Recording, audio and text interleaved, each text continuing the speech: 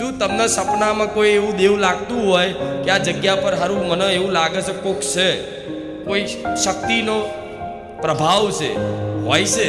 હું ના નહીં કહેતી, ડરવાની જ વસ્તુ નહીં, મારી નહીં નાખે કોઈ, પણ એ તમને અડસાર આલે.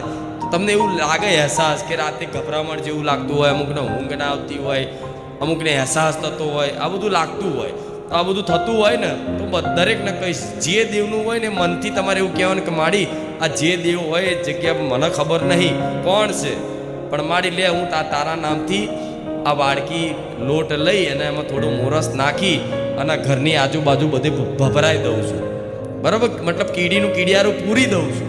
આટલું કરી દેજો. એ જે દેવ હશે તમારે જાણવાની જરૂર નહીં, એને હું પહોંચાડી દઈશ. આ શું ખોટું? સીધો ઉપાય છે. નહીં કોઈ અગરબત્તી કરવી, નહીં એના નારિયેળો વધેરવા, કે નહીં ચવાણાના ધૂપઈ કરવા, કશું જ નહીં કરવું. આટલામાં પતાયા લઈશ. પણ વિશ્વાસપૂર્વક કરશે તો